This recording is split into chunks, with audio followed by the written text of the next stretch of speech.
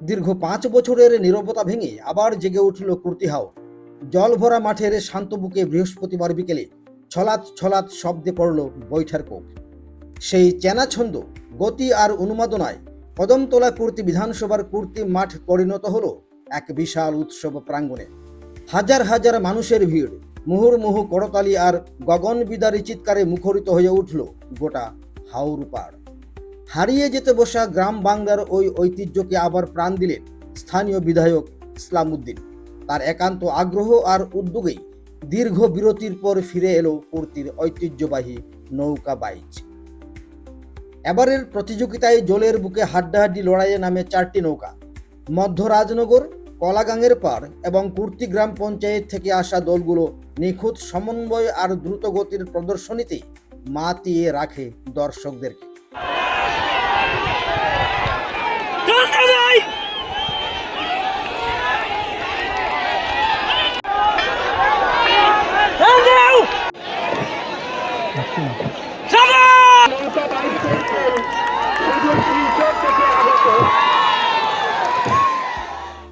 প্রতিটি বৈঠার টানের সঙ্গে পাল্লা দিয়ে বাড়ছিল গ্যালারির উত্তেজনা।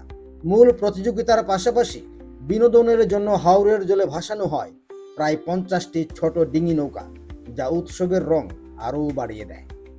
আয়োজক হিসেবেই শুধু নয়, এবারের নৌকা বাইচের মূল আকর্ষণ হয়ে উঠেছিলেন বিধায়ক ইসলাম উদ্দিন নিজে। দর্শকদের উৎসাহ দ্বিগুণ করতে তিনি দীর্ঘ সময় একটি নৌকায় বসে পুরো প্রতিযোগিতা পরিচালনা করেন। এই কর্মযজ্ঞে তার পাশে ছিলেন স্থানীয় যুবনেতা জহুরুল হক সহ এলাকার বিশিষ্ট ব্যক্তিরা। হাওর পাড়ে দাঁড়িয়ে আবেগ ঘন কণ্ঠে বিধায়ক বলেন যে এই আয়োজনের লক্ষ্য শুধু আনন্দ নয়, গ্রামীণ সংস্কৃতিকে নতুন প্রজন্মের কাছে পৌঁছে দেওয়া এবং যুব সমাজকে মাদকের কালো ছায়া থেকে সরিয়ে সুস্থ ধারায় ফেরানোই তার মূল উদ্দেশ্য। তিনি আশ্বাস দেন, আগামী বছর এই উৎসব আরও বড় ও বর্ণাঢ্য আকারে মানুষের সামনে তুলে ধরা হবে। যে বিষয়টা লক্ষণীয়, কুর্তি গ্রাম পঞ্চায়েত এলাকার মধ্যে, হাওর এলাকার মধ্যে এটা প্রায় লুপ্তপ্রায় সংস্কৃতি হয়ে গেছে। আমরা চেষ্টা করেছিলাম আজকে থেকে 8 বছর পূর্বে কুর্তি হাওর উৎসবের মধ্যে, শুকনার মধ্যে আমরা নৌকা বাইচ প্রতিযোগিতা আমাদের এলাকায় নৌকা বাইচ প্রেমী মানুষ তারা অনুষ্ঠিত করতেন।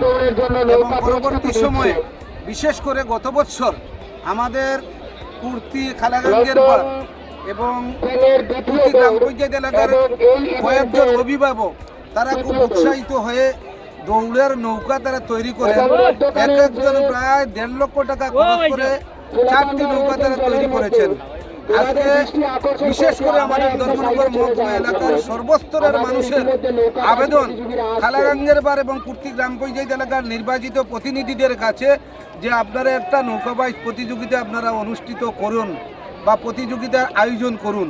আমরা এই জনগণের, নৌকাপ্রেমী মানুষের যারা দর্শক মণ্ডলী, তাদের আবেদনে আজকে আমরা কুর্তি হাওরে নৌকা বাইচ প্রতিযোগিতা আমরা তার আয়োজন করি।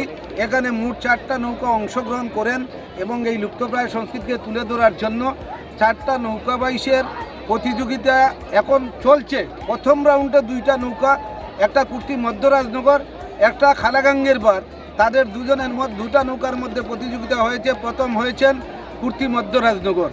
এর পরবর্তী সময় আপনারা সবাই জানেন একটা নৌকা বিশেষ করে বরাকবেলির হাইলাকান্দি থেকে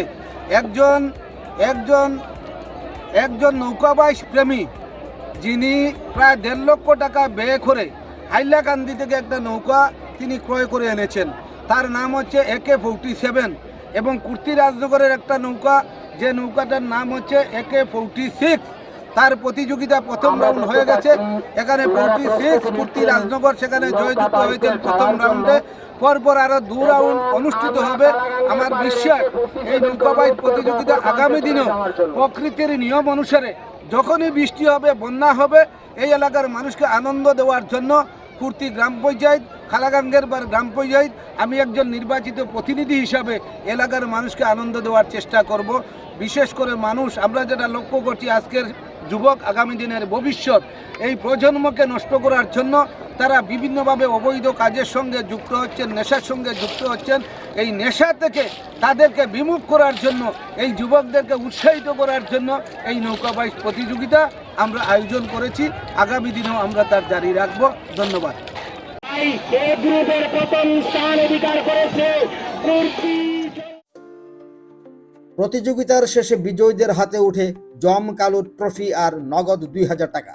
প্রথম স্থান ছিনিয়ে নেয় কুর্তি রাজনগরের জলপরি, দ্বিতীয় হয় কালাগাঙের পাড়ের AK-47 এবং তৃতীয় স্থান পায় কুর্তি মধ্য রাজনগরের তুফান। উপস্থিত সকলের চোখে মুখে তখন একটাই স্বপ্ন, কুর্তি হাওরের এই জল উৎসব আগামী দিনে উত্তর ত্রিপুরার সংস্কৃতির অন্যতম স্তম্ভ হয়ে উঠবে। মানুষের প্রশ্ন, মাটির টান বুকে নিয়ে নতুন প্রজন্ম আদৌ বাঁচিয়ে রাখবে কি হারিয়ে যেতে বসা এই ঐতিহ্যকে?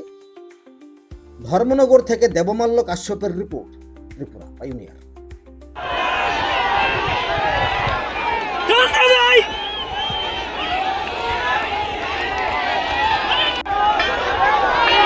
Hello!